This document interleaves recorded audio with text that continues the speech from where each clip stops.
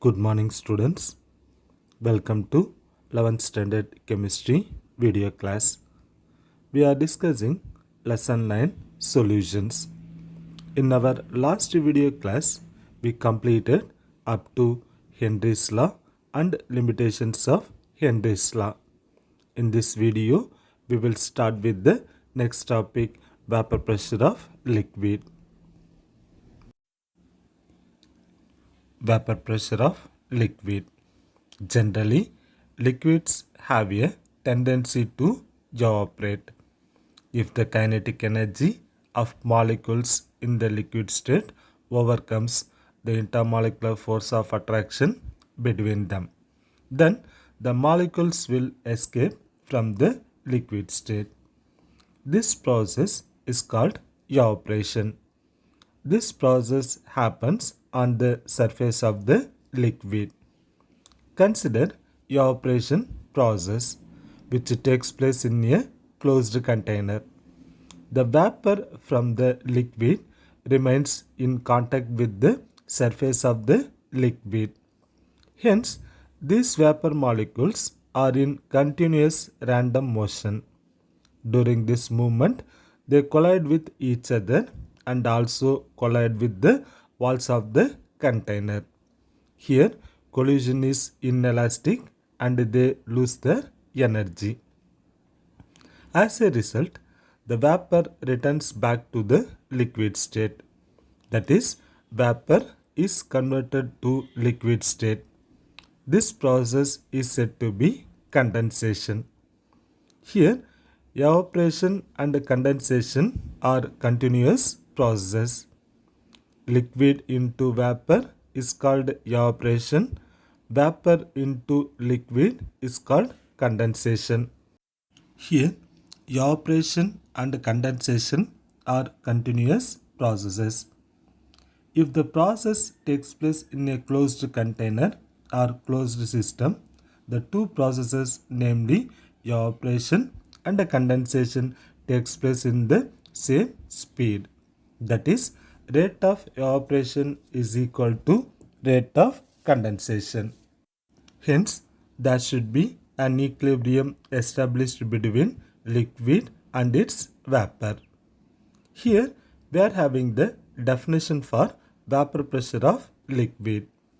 The pressure of the vapor in equilibrium with its liquid is called vapor pressure of the liquid at the given temperature. Here, vapor pressure of the liquid depends on the following factors, namely nature, temperature, and surface area. Hence, this simple apparatus demonstrates the measurement of vapor pressure of a liquid. Consider a closed round-bottomed flask in which ethanol is in equilibrium with its vapor. In the same round-bottomed flask, the vapor is allowed to escape through U-tube filled with mercury. The escaped vapor tried to push the mercury in the U-tube. Hence, the difference in mercury level gives the vapor pressure of ethanol present in the round-bottomed flask. Next topic, vapor pressure of liquid solutions. Here, we have to discuss vapor pressure of liquid solutions. When a solute is dissolved in a liquid solvent, the resultant solution is called a liquid solutions. Here, the solute may be present in any one of the physical states, namely solid, liquid, or gas. The solution which contains only two components, that is, one solvent and one solute, is called binary solution. Here, the binary solution contains two components, namely one solute and one solvent. We have already discussed the solution of a gaseous solute in liquid solvent under Henry's law. Here, we have to discuss vapor pressure of binary solution of liquid in liquids and vapor pressure of binary solution of solid in liquids. First, we will discuss vapor pressure of binary solution of liquid in liquids. Here, solute is liquid, solvent also liquid. Consider a binary liquid solution. Here, liquid solute A is dissolved in a pure solvent B. Hence, it forms binary solution. It is said to be binary solution of liquid in liquids. It takes place in a closed vessel. Both the components A and B are present in the solution would evaporate and an equilibrium will be established between the liquid and vapor phases of the components A and B. The French chemist Raoult proposed a quantitative relationship between the partial pressure and mole fraction of two components A and B, which is known as Raoult's law. Raoult's law states that in the case of a solution of volatile liquids, the partial vapor pressure of each component A and B of the solution is directly proportional to its mole fraction. Again I repeat, Raoult's law states that in the case of a solution of volatile liquids, the partial vapor pressure of each component A and B of the solution is directly proportional to its mole fraction. It is an important question. Here we are discussing binary solution of liquid in liquids. Here solute A is liquid, the solvent B is also liquid. According to Raoult's law, PA is directly proportional to XA. It is given by equation 9.3. It can be also written as PA is equal to K into XA. When XA is equal to 1, then K equal to P naught A, where P naught A is the vapor pressure of pure component A at the same temperature. Therefore, PA is equal to P naught A into XA. It is given by equation 9.4. Similarly, for component B, PB is equal to P naught B into XB. It is given by equation 9.5. Here, XA is the mole fraction of A component, where XB is the mole fraction of B component. According to Dalton's law of partial pressure, the total pressure in a closed vessel will be equal to the sum of the partial pressure of the individual component. Hence, it is given by P total is equal to PA plus PB. It is given by equation 9.6. Now, substitute the value of PA and PB from equation 9.4 and 9.5 in equation 9.6. We will get P total is equal to XA into P naught A plus XB into P naught B. It is given by equation 9.7. From mole fraction, XA plus XB equal to 1. Therefore, XA is equal to 1 minus XB. Substitute the value.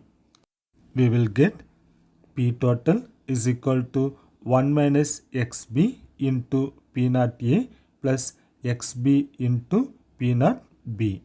It is given by equation 9.8. After rearranging the equation 9.8, we will get P total is equal to P naught A plus XB into P naught B minus P naught A.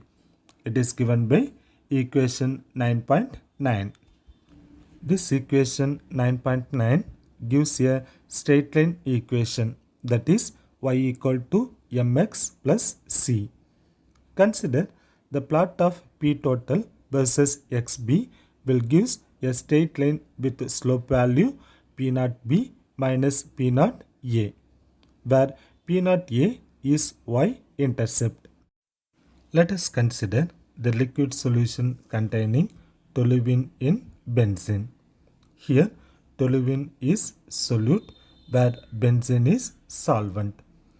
The variation of vapor pressure of pure benzene and toluene with its mole fraction is given in the graph. The vapor pressure of pure toluene is 22.3 mm Hg, where the vapor pressure of pure benzene is 74.7 mm Hg. This graph shows the partial vapor pressure of the pure components increases linearly with the increase in the mole fraction of the respective components. Red color line in the graph indicates total pressure of solute and solvent. It is given by equation 9.10. P solution is equal to P naught toluene plus X benzene into P naught benzene minus P naught toluene. Next topic, vapor pressure of binary solution of solid in liquids. In this binary solution, solid is solute and liquid is solvent. When a non-volatile solute is dissolved in a pure solvent, the vapor pressure of the pure solvent will decrease.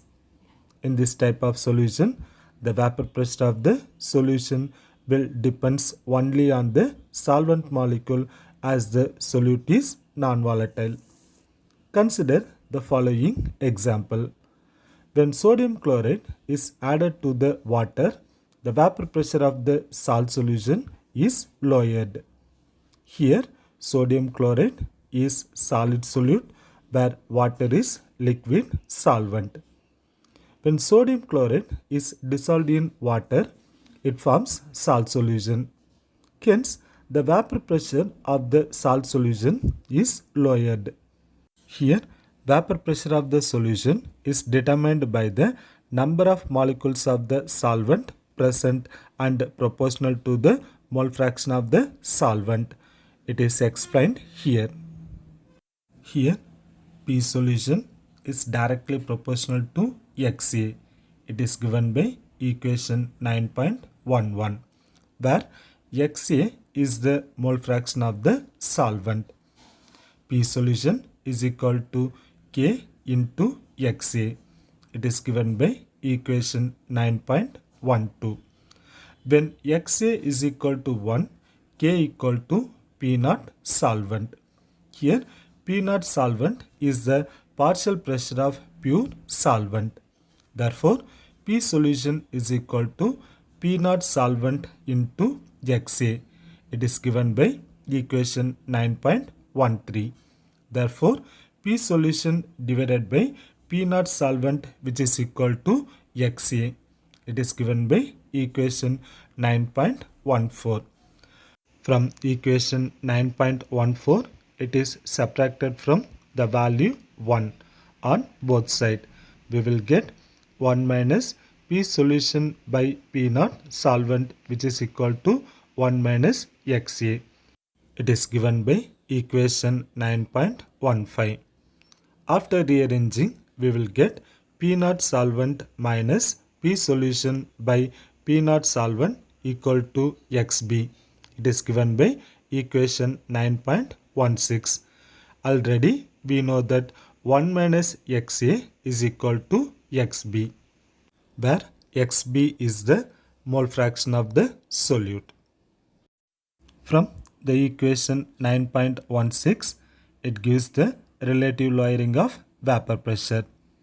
Based on this expression, Raoult's law can be stated as the relative lowering of vapor pressure of an ideal solution containing the non-volatile solute is equal to the mole fraction of the solute at a given temperature. Again I repeat, the relative lowering of vapor pressure of an ideal solution containing the non-volatile solute is equal to the mole fraction of the solute at a given temperature. Next topic, comparison of Raoult's law and Henry's law. According to Raoult's law, for a solution containing a non-volatile solute, it is given by P solute is equal to P naught solute into X solute. It is given by equation 9.17. According to Henry's law, P solute is equal to Kh into X solute in solution. It is given by equation 9.18. The difference between the above two expressions is the proportionality constant. P naught A for Raoult's law and Kh for Henry's law. Here, Henry's law is applicable to solution containing gaseous solute in liquid solvent, where the Raoult's law is applicable to non-volatile solid solute in a liquid solvent. If the solute is non-volatile, then the Henry's law constant will become equal to the vapor pressure of the pure solvent P naught A, and thus Raoult's law becomes a special case of Henry's law. Hence, for very dilute solutions, the solvent obeys Raoult's law and the solute obeys Henry's law. Hence, we completed the topic comparison of Raoult's law and Henry's law. Let we stop up to this topic. The remaining that we will discuss in our next video class. Thank you.